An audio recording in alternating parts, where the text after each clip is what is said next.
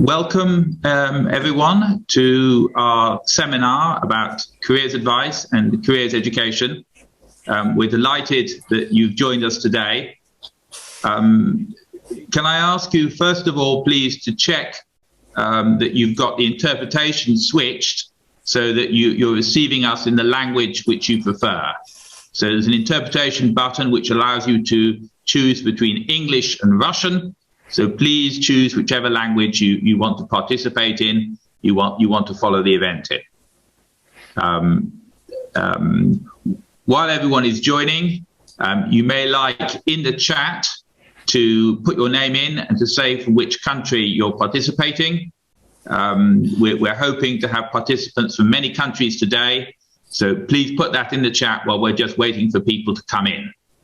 Maria, can I hand over to you to welcome people in Russian?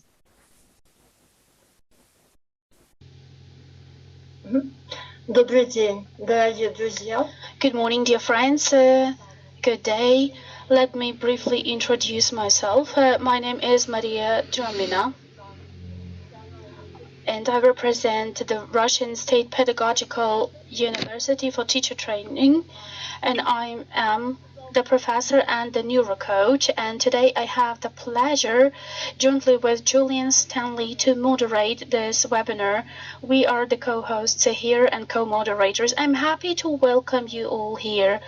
Please do the following before we actually start. Please make sure you can use the language which is most convenient for you to participate in this webinar. Should you not understand how to do this, I will remind on the bottom bar of Zoom, you have the button, globe-like button, where you can choose the language of interpretation or the language that you feel most comfortable listening to. Also, please remember to introduce yourself. Please write on the chat your name, the institution, the positions, titles, and the country you're coming from. I can see that many participants are doing that already. Thank you. So we are ready, and we are ready to continue our work. Today, we will start with the presentation about why we are here today, like a brief intro. I will start sharing my screen for that, and we will be able to learn more what lies in wait for us. This is our first slide. So the title of this webinar is The Innovation in Careers Education and Education Pathways. But generally, we are now using the platform hosted by the Creating New Learning Initiative. This is the platform supported by the European Training Foundation. You can see the details about the establishing of this initiative, which was not a long time ago, and the platform is now gaining momentum and is trying to activate their operations. We also have the participants, including me, of the initiative of the community of innovative educators, but I will tell you more about this later. Please pay attention to this slide. I would like to add that the Creating New Learning Initiative brings together several important innovative topics. It's about the curricular design, it's about the teacher training, their upskilling and reskilling, the distance learning and digital education, learning environments, pedagogy, teaching skills, and the personalized education and learning. And you can see the link to this platform, to this space. Our space of the community of innovative educators that I mentioned before, and I'm also the member of it, and you're all welcome to join if you haven't been there yet. This community is contributing to the implementation of the innovative method among teachers and educators. How do you register on the Open Space ETF? Here you can see the link. It's easy to follow,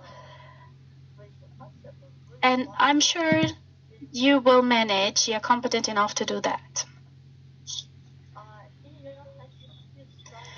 And now allow me to introduce the speakers for today's webinar.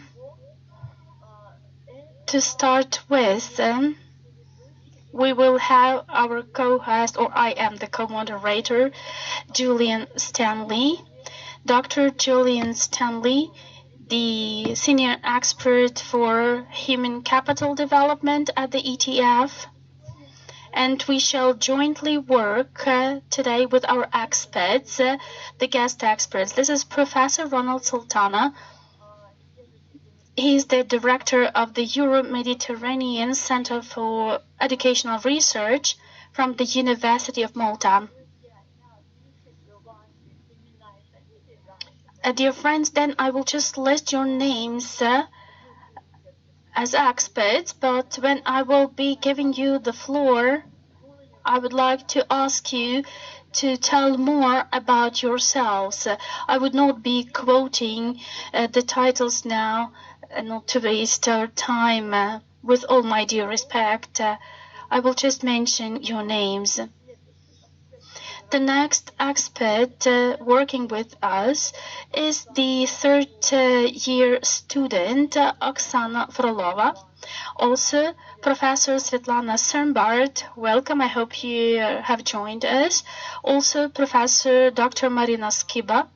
Also, Dr. Zabo Isakova and Dr. Sergei Tarasov. These are all experts from different countries who joined us today, and today we shall learn more about their inputs. The key questions that we put up for discussion for this webinar are presented on this slide. Please take a careful look, and I'm sure we can now move on to the discussion of the very interesting aspects that we selected for the agenda today.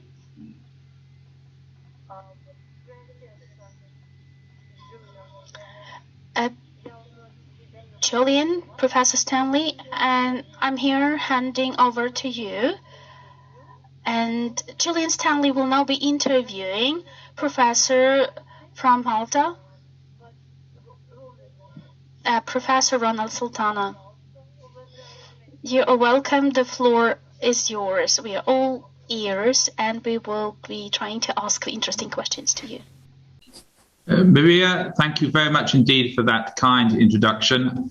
I'm delighted to be with you all today, to be with experts and to be with participants from so many countries, in particular from Russia and from countries in the Central Asian region, but also from other countries. I see from the chat that there are many representatives from other countries. And I think it's a mark of how important this issue is that so many people are participating, are giving their time today to join this webinar.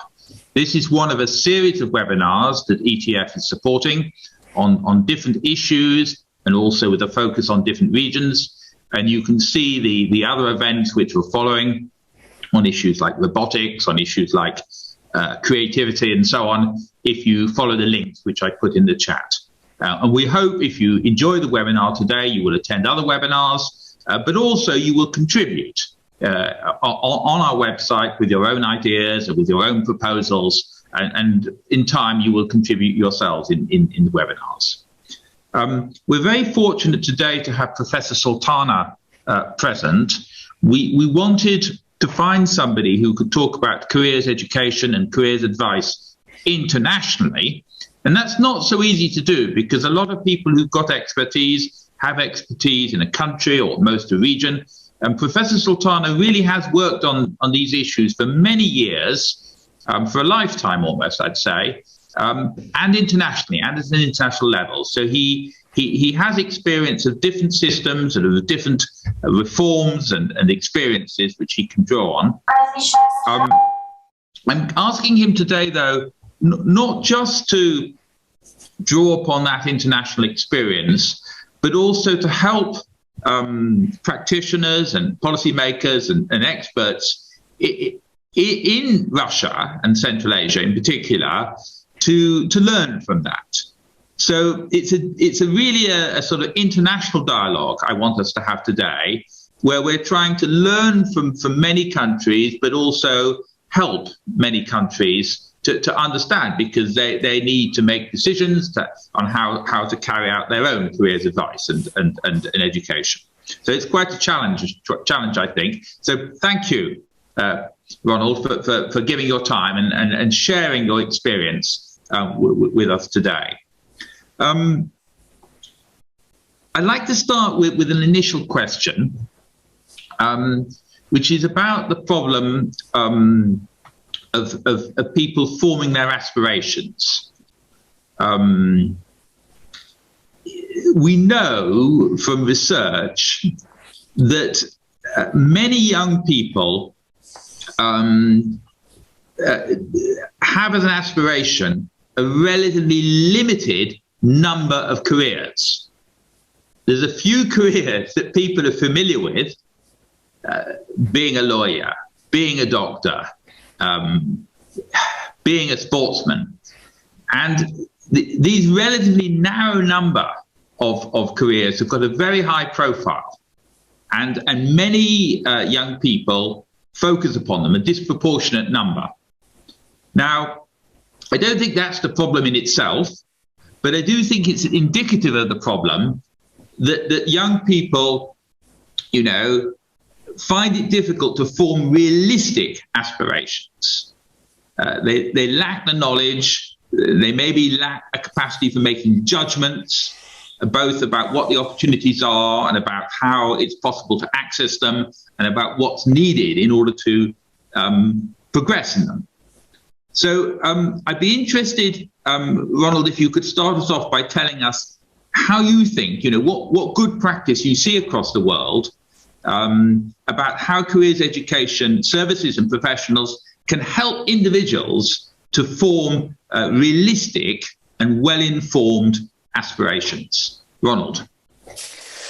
First of all, Julian, thank you very much for inviting me. I thank ETF, with whom I've worked for a very long time now, on different projects.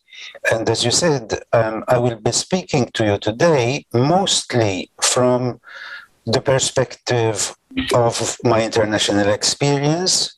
I've been very fortunate in seeing several career education and career guidance programs from New Zealand right up to the States and in the Arab region, so in several countries. So I'll try to crystallize some of the learning there so that this proves useful to the participants. Of course, I do not know you as participants. Usually when I give a talk, I try to bridge with what people need, where they stand, what their experiences are. So I'm guessing in the blind here as I answer Julian's question.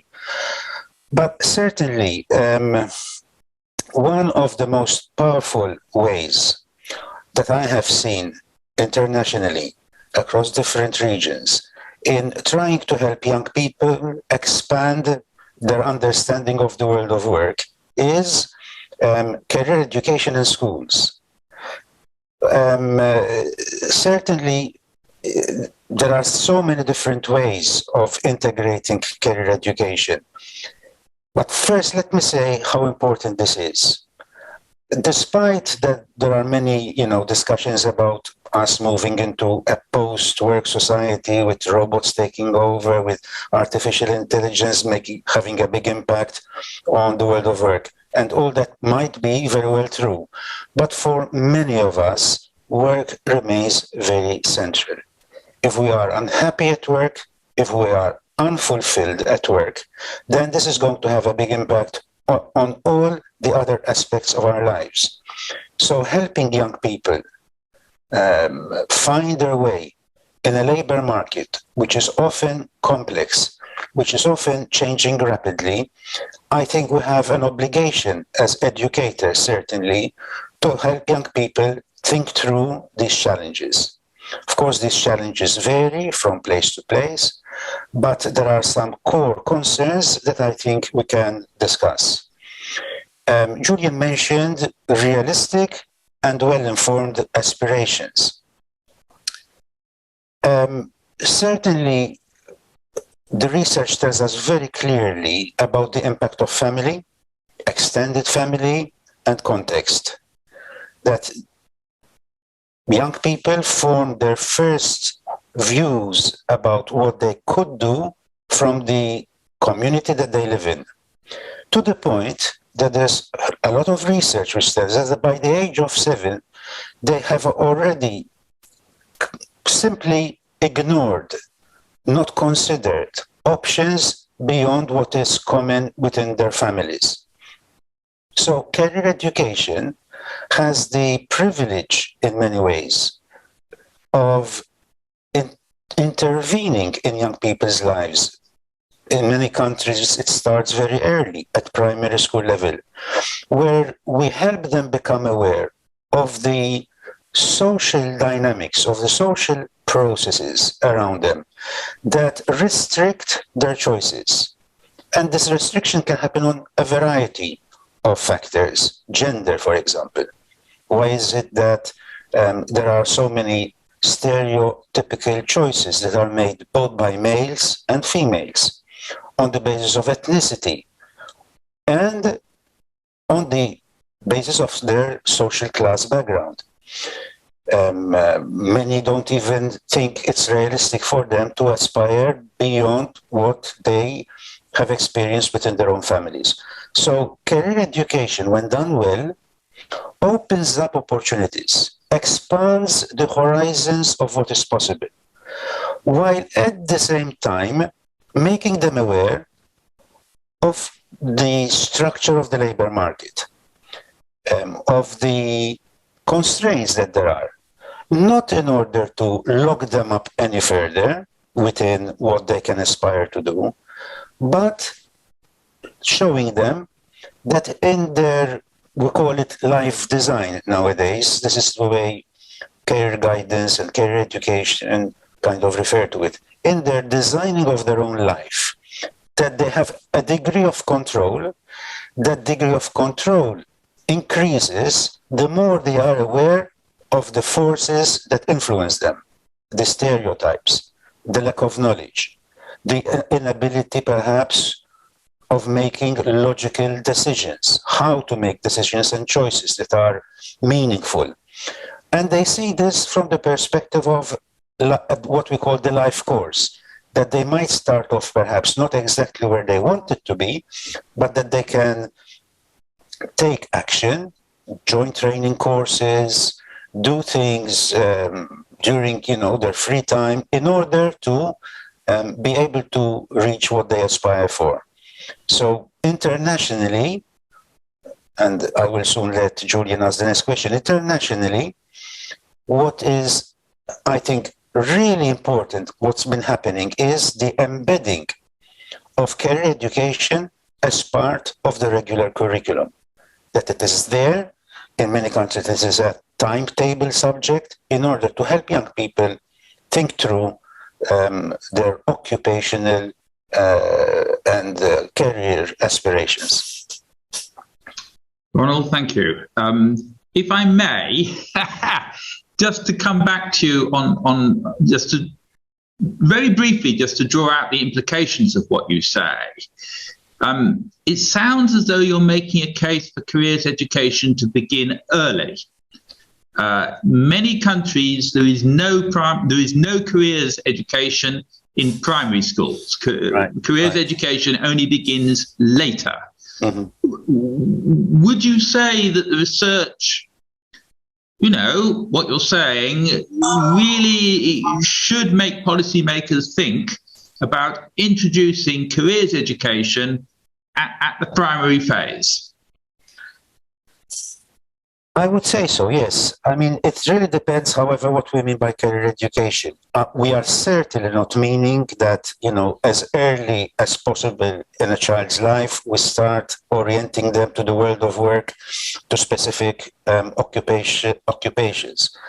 What we are talking about here is the metacognitive competencies, as we call them. That is, the ability to think logically through a problem, the ability and the skills to make decisions which are meaningful, the ability to see that the world is bigger than their small world. And this is all education. It's not just careers education. It's education, very simply, opening up the world to young children. But what about the issue of stereotypes? I mean, I was particularly struck in what you said. I mean, if people's horizons are formed, you know, at the age of 7, I mean, isn't there an issue of trying to open up those horizons? That's precisely the point. That is, the earlier we start, the more likely we are to be successful in, first of all, making individuals aware of their stereotypes, aware of the kind of limitations of their ability to imagine themselves differently. I've seen this in many countries. For example, I remember very clearly, I spent a whole year observing career education classes in New Zealand. I mean, when you had groups from ethnic minorities that could not even imagine themselves to be different than from what their ethnic groups usually did as occupations, policemen, soldiers, you know, manual workers. They hardly ever thought of anything else. So career education can be quite transformative in this regard. It can help young people become aware of the bubble that they live in, because we are all born into bubbles that make sense to us, language bubbles, cultural bubbles, cognitive bubbles. And what we do as educators is to prick those bubbles and to show them that there is a bigger world and that they can aspire. Of course, there is always a danger. The delicate balance that there is between aspiring and realism. There's a delicate balance. Many of us who work in this field are very, very worried about the emphasis on realism. When we think of our own children, we do think of realism, but we want them to aspire higher. We want them to be better than us. We want them to be successful and happy. So I do a lot of teacher training in my country. We say that teachers are in loco parentis. They are instead of parents. What do the best parents do? The most well-informed? They are aware of the limitations of life, but they push their kids in a nice way, in a psychologically appropriate way. But, you know, this balance between aspirations and realism has to be very carefully, because sometimes we are far too ready to push realism on people who come from, let's say, more modest social backgrounds. Okay? When these can achieve, if we believe in them. Yeah. So career education has a big responsibility. I think that's something we need to remind ourselves of, that realism can too easily mean a confirmation of what has happened in the past, and not a recognition of what could happen in the future. And I very much like your vision of a career system which had aspirations which were as positive and as caring for all young people as parents have for their own children. I have to say, I think it's a demanding vision, but perhaps it's good to have a demanding vision for a career system, to set ourselves a high goal. And the next question I wanted to ask you about was this issue about the dynamism of the labour market today. The fact that people are going to be expected not only to change job, but also to change occupation over their careers. The fact that people are finding it difficult to form realistic aspirations because it's difficult to know how these opportunities, how easy it's going to be to gain a job, and what that job may involve in 3 years or in 5 years' time. Never mind in 15 or 20 years. So what can we ask of careers education services and professionals to help individuals form their aspirations in a way that takes account of this dynamism? Right. Yes, I mean, that's a difficult question in the sense that while in the 50s, particularly 1950s, perhaps up to the 1970s, there was this notion of manpower planning, it was called, where you could actually foretell what kinds of vacancies are likely to be most popular and most important, and therefore send out messages to young people and to adults as to which areas they should invest in. Nowadays, this notion of manpower planning is very much in question. Of course, one can more or less try to guide people in relation to trends that we see in the labor market. There are several organizations like the OECD, the ILO, that give us, fair indications that, for example, the IT sector or the services sector will grow, and so on and so forth. But well and truly, as you're very rightly saying, the labor market changes, and not only does it change, it changes quickly. So one has to learn how to navigate a system which is a bit like a moving target.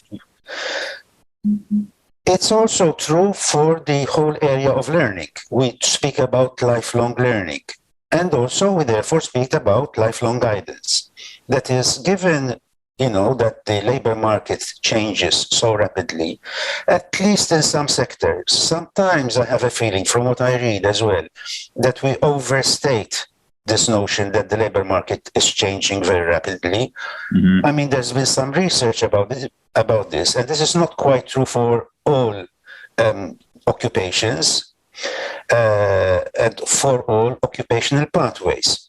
There's quite a lot of young adults and adults who have remained in more or less the same job, moving sideways, moving upwards or downwards, but more or less within the same, let's say, service sector. Mm-hmm. So we have to keep that in mind. At the same time, it is a fact that the world is changing very fast in all sorts of ways, including in technology, which changes the kinds of jobs we do. In some areas, it increases the skills. In some areas, there's a lot of de-skilling, with the skills being exported onto, artificial intelligence. In this scenario, I think, as with lifelong learning, what we can do in guidance is to provide the skills, the competencies, the dispositions, the values, in order for people to know how to manage their careers, their occupational pathways, knowing, how much to invest, where, when, where to go for further training, and to, generally speaking, understand the dynamics that will certainly influence their lives. In career education and career guidance, at least where I'm coming from, the more self-determination that we encourage in people, to make the right kind of choices and decisions, the better. Mm-hmm. But in order to make these choices and decisions, they do need to learn certain skills. And unfortunately, in many school systems, we teach them about everything, but not about some of the most crucial and central aspects of life. And work, as I said at the start, is one of them. Mm-hmm. Mm-hmm. Thank you. That's. I mean, it's not an easy question to answer, but thank you. And I take your point. It's a suggestion is that it's going to be career education is less going to be about unpacking what particular familiar career trajectories are, but more about giving people the skills and the confidence and the capacity for informing themselves as they need to, as things change. That seems to make sense to me in a difficult world. I'm going to skip to the last question because I'm very keen subsequently to bring in our experts from who are participating in the webinar and give them a chance to ask some questions as well. But the last question I wanted to ask was about the professionals who work in the system, the careers advisors, the careers educators. Now, these are the men and the women who are going to need to change the career system. They're going to be the people who are going to need not only to keep it running, but also to adapt it to the challenges we've talked about, okay, but also to other new challenges which are emerging. Now, what works well in getting the right people to become careers professionals? What have you seen, where have you seen a really great careers service which is really good at recruiting, motivating, and training the careers professionals who make it work, whether in school or outside of school, or online, wherever they're working. Right. I mean, this is a challenge for quite a lot of countries, in the sense that in many countries, career education and guidance is not yet recognized as a profession. It is something that, well-meaning people do. They give advice, they give guidance, without having the required training. Having said that, increasingly we find that in many countries as well, in Europe and elsewhere, the notion of being well prepared, I mean, on one hand, we're saying that the world is becoming more complex, that the labor market keeps changing, that there is a need for lots of information about the economy. So given that, increasingly we find countries investing a great deal in the preparation of careers advisors, and even going as far as requiring postgraduate degrees, master's degrees, in order to prepare properly. There's a lot of literature on this. Perhaps one of the most useful for people who are kind of considering this is a piece of research done by the University of Mannheim that looked at several training courses in career guidance and came up with a knowledge base that we all need if we are to have really well-trained and qualified careers advisors. I would say that there are several examples of this. Finland is a very good example, Scotland is a very good example, but there are several that actually provide this kind of training. What is needed in order to attract the right people is to make sure that the general public understands what we mean by career guidance. In fact, one of the things that we've promoted internationally is adequate marketing of the notion of career guidance. Mm-hmm. Both for clients to be able to at least be aware that there is such a thing as a service, mm-hmm. but also to help young people, particularly at universities, to consider this as a possibility for their own employment later on. Mm-hmm. No, I think that's interesting. And I think it's a consequence of a lot of what you said, that there needs to be a better understanding of careers advice and careers education amongst potential employees, people who would work in it, but amongst young people, or also I think amongst families, because careers decisions are not just made by individuals, they're also made collectively in families sometimes, and also by the other agencies, by schools, by local government, to understand better how careers services can be properly integrated and mobilized within the whole network of education and support. I think that's a consequence of what you say.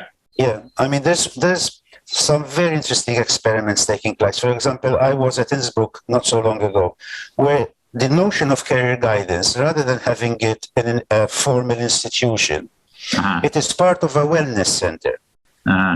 So this notion of the ubiquity of services, of being accessible to the community, of being community-based. So as you go to the gym to keep yourself fit, or to the sauna or what have you, you have, an area where you can discuss your career and your aspirations, and you have somebody who is well trained in an informal environment, so there is no need for even an appointment, you just drop in.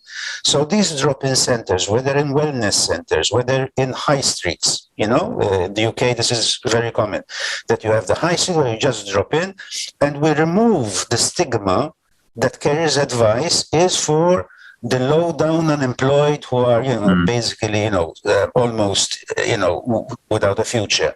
No, as we take care of our health, we take care of how we develop our productive energies, our creative energies, both for our own pleasure and satisfaction, and also for our community, after all. I think that's very exciting. I think that's very interesting, and I think it connects back a little bit to what you were saying at the beginning about, a career service which kind of equals what a parent would do for their children. You don't say to your parents, "Can I book a time with you next week to speak about my careers with you?" Your parents are always there for you to support you in your career. I mean, it's part of being a parent, isn't it? And a more, as you say, a more ubiquitous career service could be part of that. I don't want to take up an unfair amount of time, so I'm going to hand back to Maria now to enable some of the other participants to come in and to ask you things and talk a little bit about their particular countries. If there's time at the end, I may come back because I wasn't able to ask all the questions. But, in a way, I think that's because we had an interesting conversation about about a smaller number of questions. So I'm going to hand back to you now, Maria, because I know that there are other people who are pressing to come in. Maria.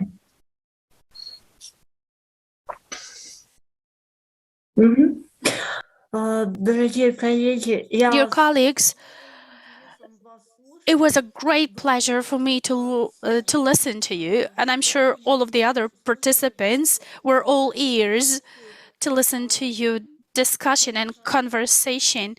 I would like to highlight that I personally was impressed by Ronald's words about life design. Recently, in Russia, we have had many new consultants, coaches who really can clearly see this problem, which is relevant in the society, in the community. And these words of yours, they were really pertinent and really relevant for anyone who is not just willing to find employment to earn their living, but for those who want to find their occupation as an important part of their lives, to make sure they can self-actualize themselves, to find some happiness after all. It is a very important aspect to discuss, therefore. And now I suggest we listen to Oksana Frolova. She's a student and she will tell us more about the pains and issues and challenges that she faces as a student in respect to her career building and career design. Oksana, the floor is yours. I'm happy to welcome everyone. Please tell us something about yourself so we can understand who you are and where you come from. So I would like to welcome everyone. My name is Oksana. I'm 21 and I was born in Tashkent in Uzbekistan. And I'm proud to say that I'm the graduate in Uzbekistan Innovative Village, and I would like to express my gratitude for all of the support to my school, to the educational establishment where I studied, for their care, for their support, for their advice, for the parental support even. And they contributed to who I am now. Currently, I am the student of the World Economy and Diplomacy University, and it's my third year. And also, I volunteer as working in the Youth Consultancy Council in the UN also. 2 years ago, with the help of the initiative, we developed a project Used to Business, and it was selected out of the hundreds of projects at the Youth for Work Forum. But unfortunately, because of the pandemic, we were not lucky to have the off-site seminar, but we continued anyway to work online. And I would like to tell you more about the project. The objectives of the project was to support young people who are the graduates from the child's homes or child's villages, because these young people faced most of challenges in their career choices and career aspirations, where they are not even ready to decide where to head for, and they don't know how to build their aspirations. So we conducted various kinds of psychological trainings, self-development trainings. This will help them not to be afraid and follow their goals.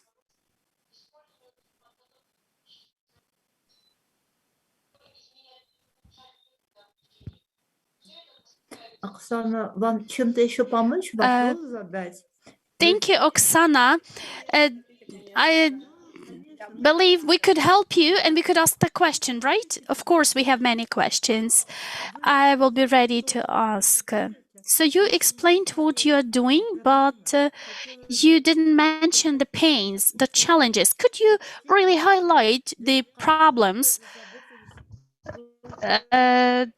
of your target audience of the project?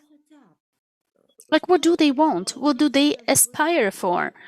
What are they concerned about most? Which specific problem did you address in a project?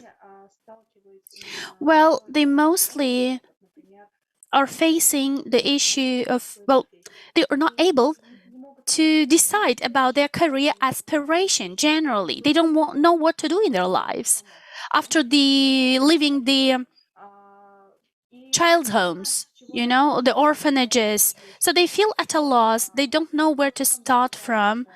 So this is our key objective, to help them. Because even my peers, they also face this challenge, how to decide, what to decide, what do I do next, how do I live, where do I earn, because suddenly they found themselves in the independent life and they were scared. So we decided we needed to support them. That's why we developed and designed this project. It's the great project, I think, because people feel at a loss in this huge world, especially if they lived in the child's homes before or the boarding homes before. Thank you very much and good luck to your project. I really wish the pandemic finished soon and you could get back to the actual implementation of your project. Please send my greetings to your supervisors as well. Can I just make a comment at this point? Is that possible? Да, конечно. Yes, of course. Yes, of course. I'm just thinking how interesting it is hearing what Oksana was saying, because earlier Ronald told us how important families were in shaping the choices of children. And we've heard from Oksana how challenging it is for young people who, for one reason or another, do not have a family to help them to make that choice. Because these are orphans, these are children who are separated from their families. And I think it really shows, it really reveals the part that families play, but it also raises the terrible challenge of helping to decide what you want to do if your family is not making half the decision or 75% of the decision for you. So I was going to turn back to Ronald just to ask him at this point, does he have experience of careers, education or advice for children in care, for children who are separated from their families? And I know from other research that these are precisely the children who find it so difficult to enter the labour market. Research reveals generally that it's pretty difficult entering the labour market anyway, but if your background has been in care, it's even more difficult. So, I mean, Ronald, have you got any experiences about careers, education, advice for young people in care? Well, what we have done at a European level is to look at all the kinds of groups that have specific needs, which are beyond those that one would commonly find in the community. So starting with Roma kids who are on the move all the time, to persons with disability. So looking at all the different groups that are at a disadvantage. And with those, in some countries, I'm thinking of the Czech Republic especially, I'm thinking of Luxembourg, where they have, targeted these groups and provided special services for them. To the point that within the notion of a welfare state, there is this notion that you make up for the deficits in people's lives by providing them with services. So I cannot pinpoint right now anything that was done specifically for orphans, but it is within the career guidance field. There's a whole section that focuses on groups with specific needs. They could be for young kids, as Oksana was talking about, but they could also be, for example, I'm thinking of women who suffer domestic violence. Okay, so there's all sorts of groups that career guidance services, which are highly developed, try to provide a service that is tailor-made. This is specific to the needs of their clientele. Thank you, Ronald. Maria, back to you.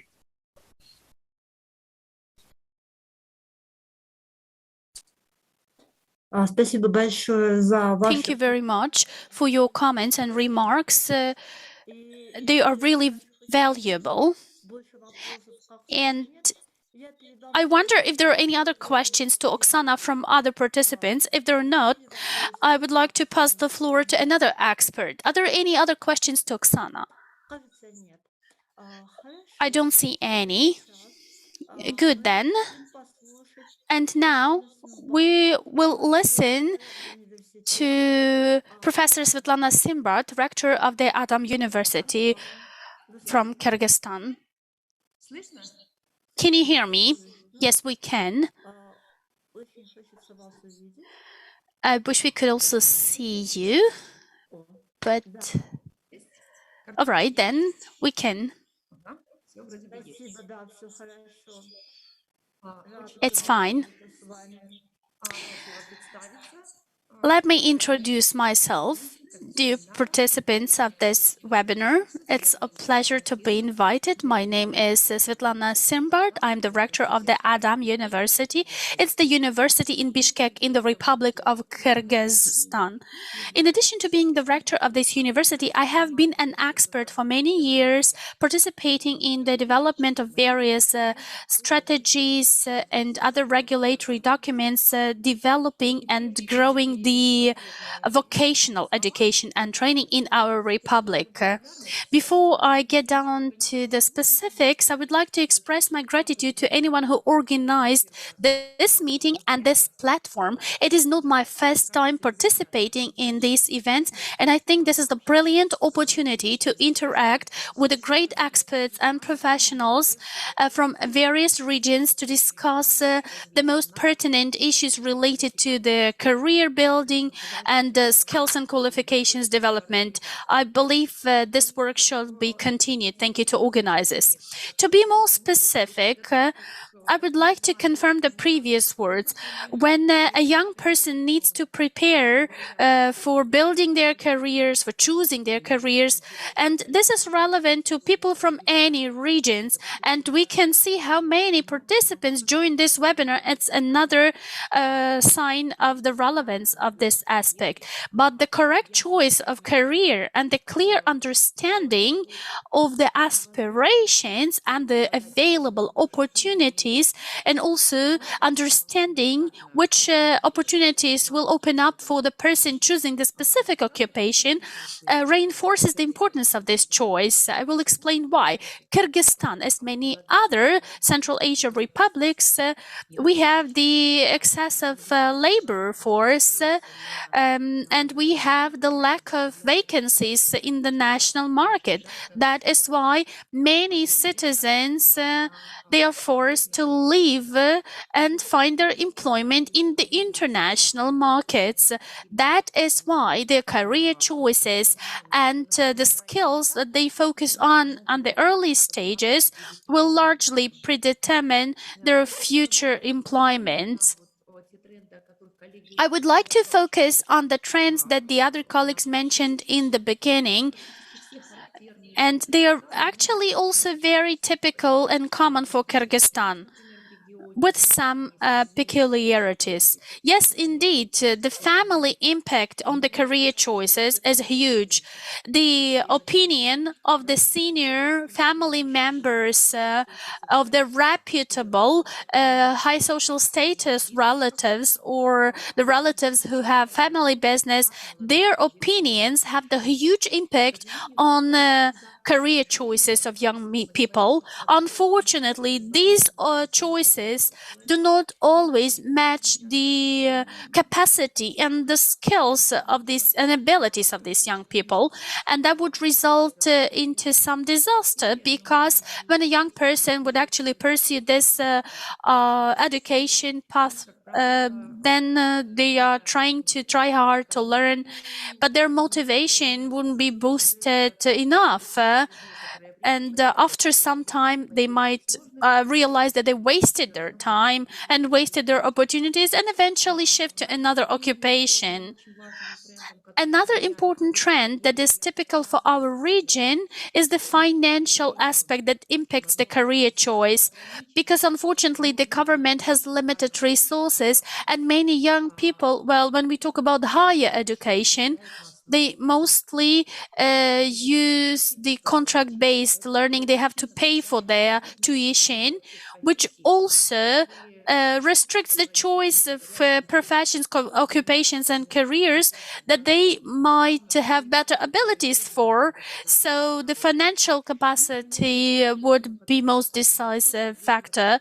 And there is another trend typical for other regions, like the trendy professions, trendy occupations. Like some time ago, the management and economy and banking business were most popular, even though the young people did not properly understand that banking activities require very specific, like accounting skills or other abilities, but they only had this association. The bank means high salary, and therefore the demand went up. Unfortunately, the graduates were not always able to find the employment. Recent trendy occupations, because of the pandemic and the quarantine, especially in Kyrgyzstan, really made the medical professions more popular. Well, the IT technologies, I believe, now have become even more popular as well. Another important focus that the government should place on the people, young people who are the potential migrants. We really need to take into account in our education the needs and the demands and requirements of the international labor markets. This idea of having career guidance as early as possible is great, I think, but we don't have it in Kyrgyzstan. We cannot see, and we are not yet able to organize this, for example, in the primary levels of education. Today, the career guidance is really thrown at the discretion of the schools. I'm not sure about other countries, but in Kyrgyzstan, we have this specific situation. When the educational establishment, the school, is taking care of the career guidance, for example, the university will be promoting the occupations they offer. These are not always the consultancy or guidance. It's about marketing and advertising, like selling this product to you. And here universities, they are trapped because when they sell their education product well, they don't always get the people who best fit this occupation, and they don't always get the young people who understand their need for this profession for themselves. So as soon as they start the studies, at some point they get to realize they don't need it and they drop. That's why I support this idea that the career centers or the professional career guidance centers, they shall have the special training, and they shall understand it's not only about selling the education product, but they need to understand that this is a slightly different type of activity. Also, I would like to talk about the positive developments of the recent times. Oddly enough, but the pandemic, and I'm talking about our university, the pandemic enabled us with finding new tools. What do I mean by that? Before, in Kyrgyzstan, the career guidance was about, having the study tours to some schools, to other schools, to specific maybe facilities where you could showcase and tell about the occupations or career aspirations and choices. But because of the pandemic, we had to shift online and into social media. Oddly enough, but sometimes it opened up new opportunities. Before, our employers actually were able to show the graduates the advantages and disadvantages of various career choices. But, the employers cannot travel around the schools because they are too busy and they are not able to answer the question of each specific young person. But the online format enabled that. For example, we could have the online interviews with the representatives of various occupations or industries. They were talking about the benefits and disadvantages. They offered the online training sessions. They were live streamed on Facebook, on Instagram. Many regions could join, and also in many different time zones. And you also could watch it at other time whenever you need it. And following these webinars, we actually received many individual questions, and the career guidance experts could answer these questions, even sometimes to consult the relevant experts to help answer the question. If it focused the specific aspect, we could engage graduates, our ex-graduates, the partners, the employers. That's why I find it very important to exchange the experience and opinions and to find for the new formats of our work. And thank you for inviting me to join this discussion. Thank you, Svetlana, for your input. When I was listening to you, I realized, and at many points, that we are really divided by the border between the countries, because the processes of career guidance that you described about your country are literally the same in our country and also in my university where I work. Thank you very much. Julian, do you have any remark or comment to what Svetlana said? Well, only to say that I think it's very interesting what she says about the expectation that universities and schools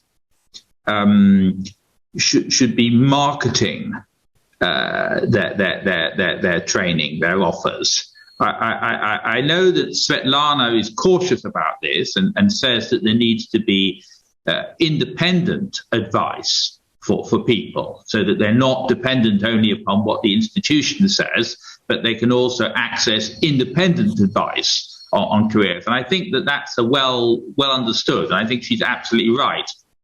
But I think it is interesting how very often policymakers take the view that one way of shaping careers decisions is to ask universities and vocational schools to persuade people to follow certain careers. I mean, if there's a perception that there's a national shortage of, some kind of worker, then the policymakers turn to the institutions and say, do something about it. Will you recruit more learners? Will you make them believe this is an attractive career? It's partly your responsibility to shape people's careers. And of course, there is an interest in the institution to do this, because the institution is, that's what they do. They train people. The question that I ask myself is whether this is effective. Whether there's evidence that institutions like universities and vocational schools can actually shape, careers aspirations. I don't know. I turn to Ronald, who's a researcher. Do you know, Ronald? Is there evidence that, that if vocational schools set up new attractive courses in a certain subject, that will indeed, shape people's careers aspirations? Does it work? Ronald, you're muted. But certainly, Julian, governments tend to do this. They tend to try to use career guidance in order to steer groups towards specific occupational niches. Because, as Professor Rector said, you get situations where the supply and demand don't match, where some jobs are oversubscribed and some, have vacancies that they cannot fill. In particular, for example, in the Middle East and North Africa region, there's a lot of pressure on young kids to go towards the TVET section. And that's the way that they understand career guidance to mean. It's basically steering, driving, moving kids towards those decisions. And let's say, underpinning career guidance is this liberal notion of choice. And there's a lot of attention given that the universities provide, vocational institutions, they provide impartial advice, that they do not end up simply marketing and not twisting, but presenting things in such a rosy way that young people choose the courses because in some countries, the funding follows students. The more students you have, the more funding you receive. So there are specific interests. And I think it's crucial to also pick up what has been said before, that young people experience work, that there is work experience, that there are career fairs, and there's so much that is being done online. Just to refer to one of the best online facilities that people might want to have a look at, which is the one developed in Australia called My Future, which I think is a model of how one can use online tools in order to provide services that are up to date, that are really helpful to individuals. Thank you very much indeed. I'll hand back now to Maria because I'm aware that we have to keep our eye on the time and we've got a few more contributors. Yes, indeed, dear colleagues, we shall continue. But I have a question, Julian. On the chat, we also keep having the questions. What do we do about that? How do we handle them? Shall we be able to take these questions in the process or in the end? I think perhaps what we should do is we should move on to the next speaker, and then because we've got some speakers, but then maybe have a short pause where we take a couple of questions together, and we press on now with the next speaker. But we can take a couple of these questions and fit them in.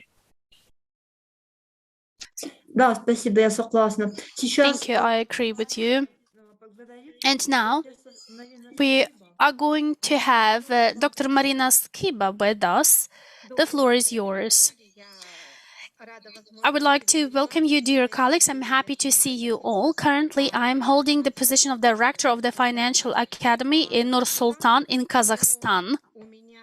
But I have enough of experience, some good experience throughout my life, and it's related to schools.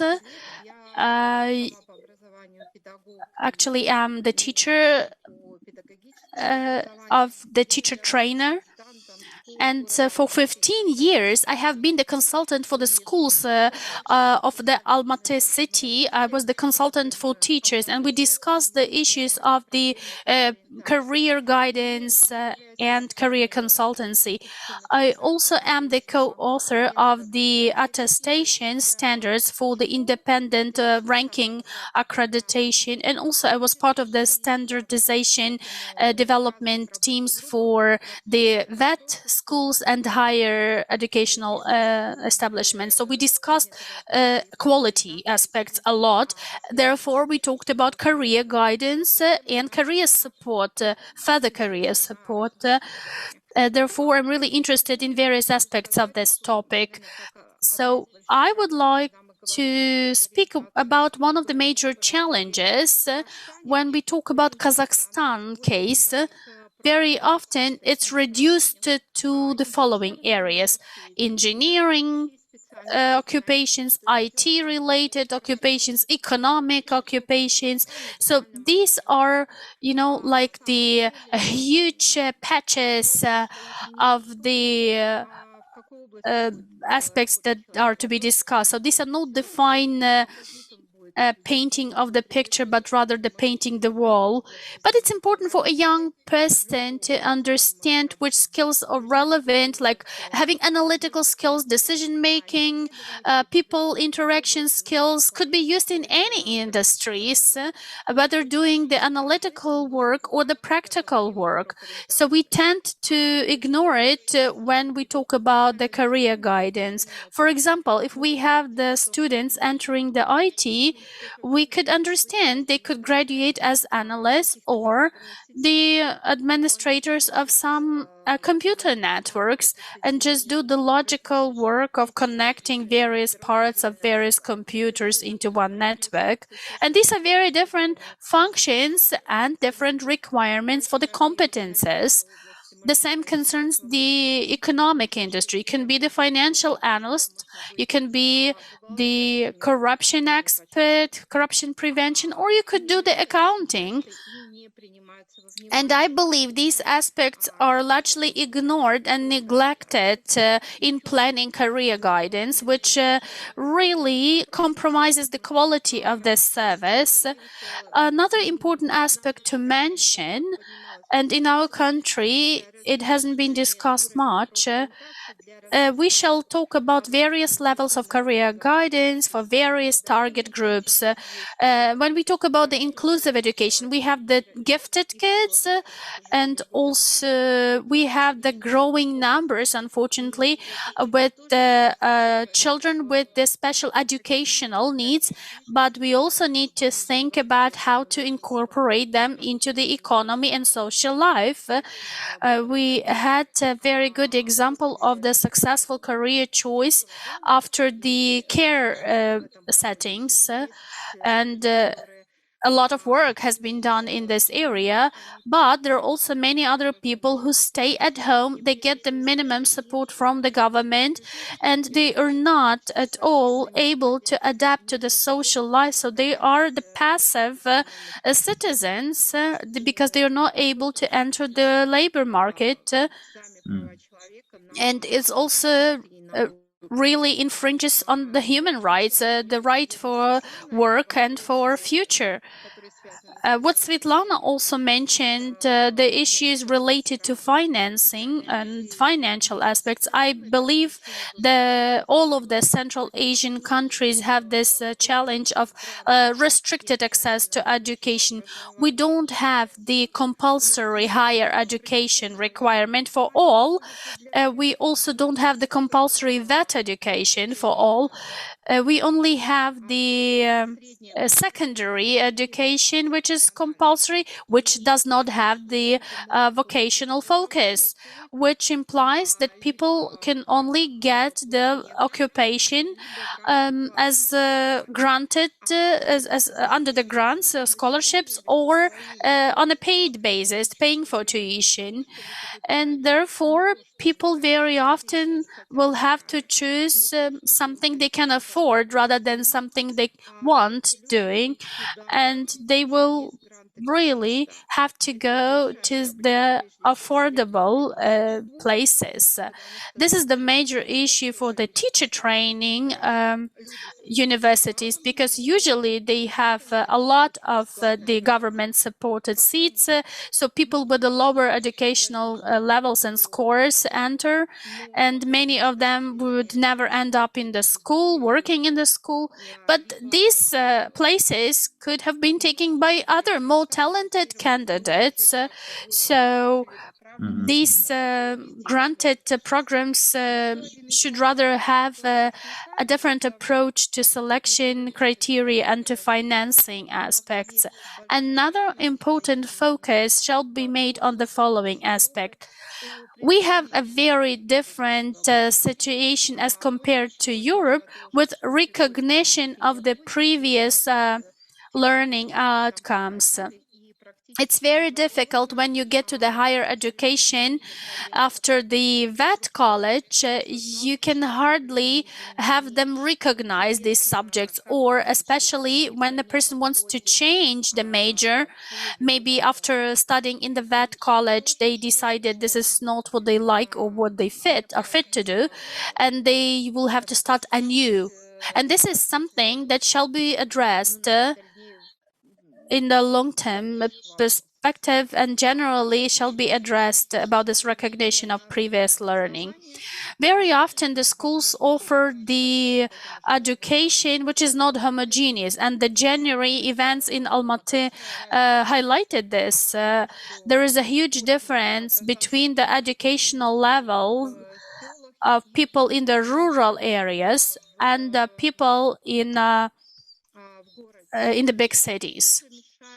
And that's a huge issue in our region, and it's a huge impediment for further career choices, because the people who face the problems in education before, they have no chance opportunity to fill in this gap further in their education and to move forward. The higher educational establishments do have the huge interest in training the relevant students. They are really interested to enroll the students because this is the money they pay for tuition that help maintain these universities. And this is the negative side of the paid education. So very often universities would enroll, lure in the students, market their occupations just to have as many of them as possible and keep them in rather than focusing on their actual needs. And it's very difficult to change the major when you study in the university. However, We have the European funded projects to establish career guidance centers in our country. They develop the competencies of the university students and help guide them in their career aspirations and employment. This is also the further career support that they offer in the first employment years. Some other things that we have in Kazakhstan in the recent 3 to 4 years, we have had this innovation, the Atlas of New Occupations. This is the foresight research about the new professions, new occupations that would be interesting and will be in high demand. We have this study on the level of the country and on the level of the broader region. This Atlas of New Professions is now adapted for vet colleges and for vet universities, and they are trying to adapt. They are trying to develop their curricula and adapt their curricula respectively. They are trying to take into account the needs of the actual labor market, and this way they are trying to enable the actual opportunity of career development for young people to match the needs. Another good thing about these atlases, they are like the lighthouses for the regional policymakers and also for saving the budget planning, and they actually are very good at promoting the most interesting and wanted occupations and industries. This also helps to strike the balance of the graduates and the actual needs for the labor market. One of the issues in Kazakhstan is that everyone is willing to get to the elite university, to get the elite education. If possible, they go abroad, but few young people actually want to go to that education and get the occupation because it's considered like the second-grade education, and it's not popular. It's downgraded. So we have this imbalance between the strengths and what parents want, because they always want the better future for their children, and they fail to take into account the actual abilities they have and the actual needs in the society. Can I ask you to draw to a close, please? Марина, если можно, я бы просил вас, потому что у нас времени мало, если можно я уже уже Yes, I was about to finish, right.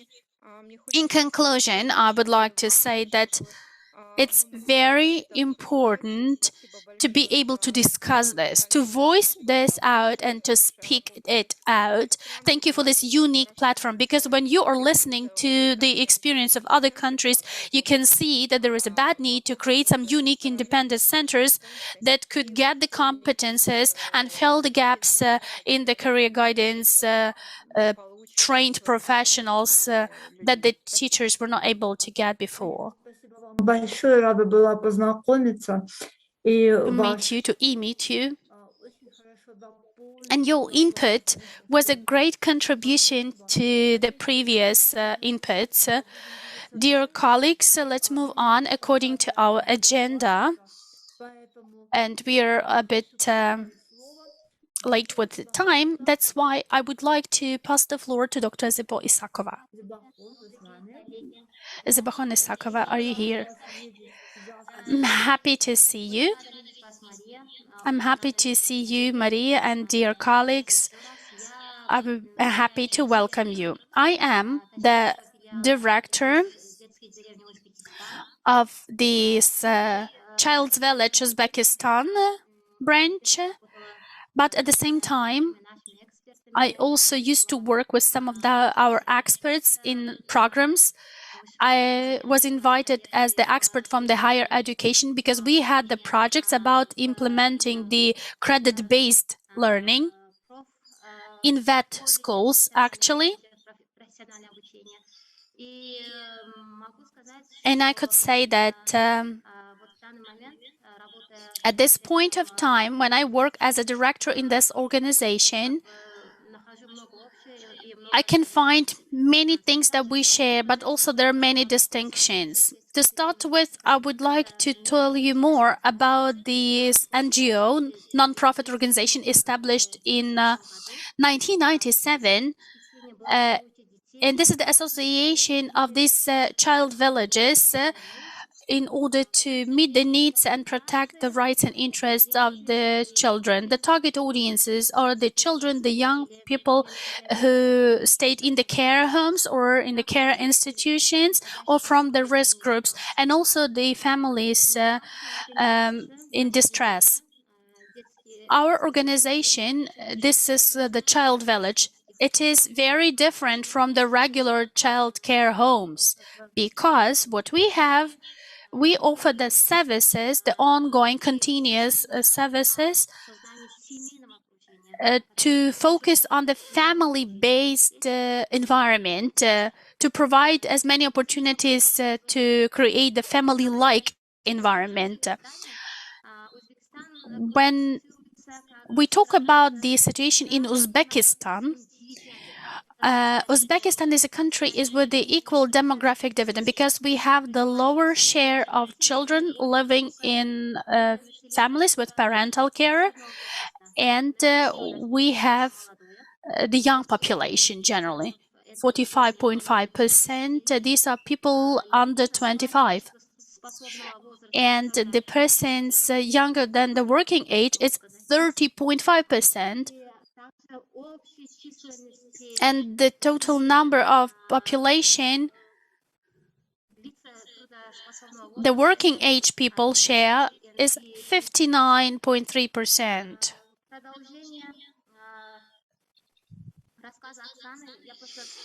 I would like to contribute something to what Oksana shared.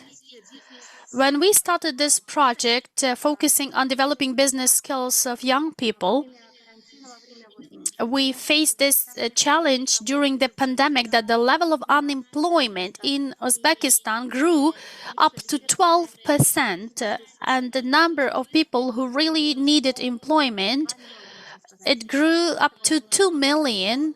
So it is the huge number. And also the level of unemployment among young people, 16 to 30, was 20%.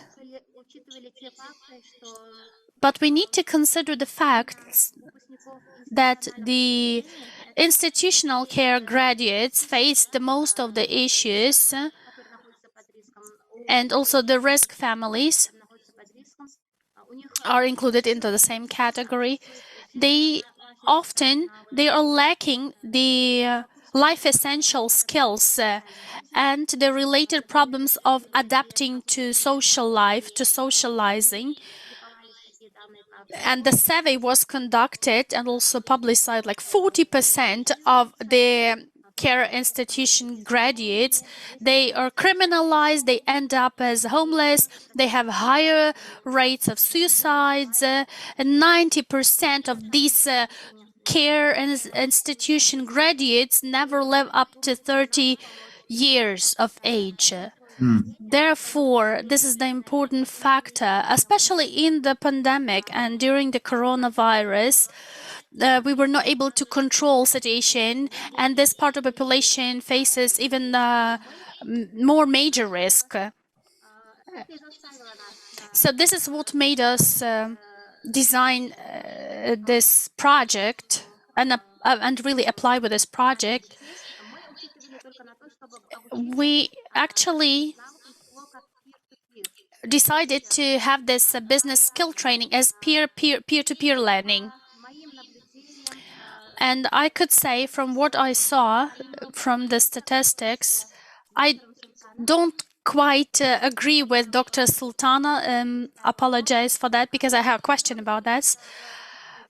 There was a time when the traditional upbringing and the family, really the impact of the family was there, and it was indispensable, very important. But the recent trends and the recent experience shows that in their career choices, there are same challenges. I mean, we can see confirmation that children from the complete families and children from the care homes face the same challenges in career choices. And the most widespread challenges, this is the deficit of social experience. That when children stay in institutions, they are isolated, but also incomplete families because of this online life, because of the prevalence of internet.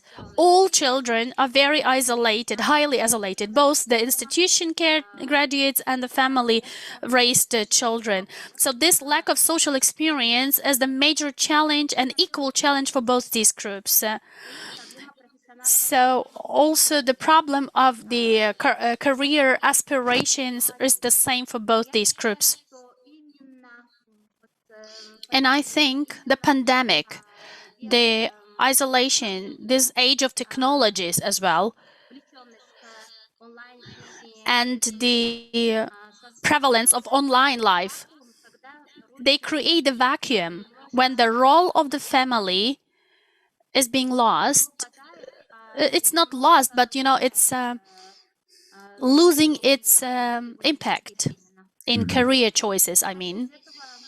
That is why I have a question to Professor Sultana.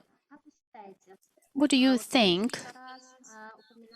You mentioned several times that the labor market is facing the highly dynamic change, and the requirements change very fast. What method or what intervention do you think is going to be most efficient so that the young people are able to fastly adapt? Not only young people, but also the schools, the universities. Which intervention would you suggest to help them adapt fast as well? Thank you. Да, спасибо большое за балхон. И вы хотите, чтобы вам Рональд прямо сейчас ответил? Или мы, может быть, давайте перенесем все-таки на конец дискуссии. My understanding of the life of young people on the internet at the moment, let's say presently, is that while it is true, it can be it can close them up, it can also open up the world for them. And I think that there is a lot of opportunities on the internet nowadays to think differently about their future at work. Just one example, this notion of Second Life. There are apps, there are possibilities of trying out work which they have never tried out online. Of course, it's not the same thing, but it does push young people, open up possibilities for young people to think of different alternatives. And I know there is a question on artificial intelligence. Perhaps we'll have the time to talk about that and the dangers of that, but also the possibilities it opens up.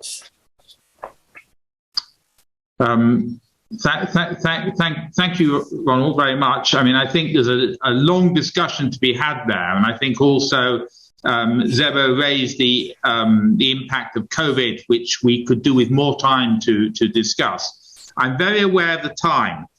Strictly speaking, we should be finishing now, and we've got another contributor, Sergei, who hasn't had a chance to speak yet.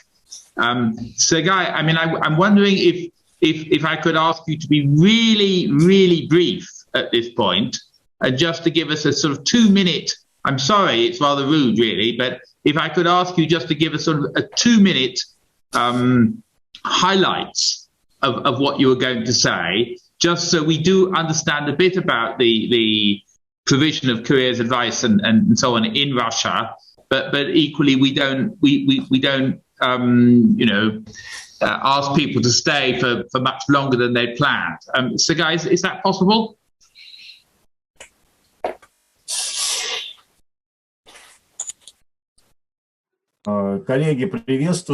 Dear colleagues, I will try my best to only have the highlights. I am the head of the European Association of the Higher School Teachers in Hamburg, and also the founder of the European Academy of Economics and Politics in Prague for 20 years.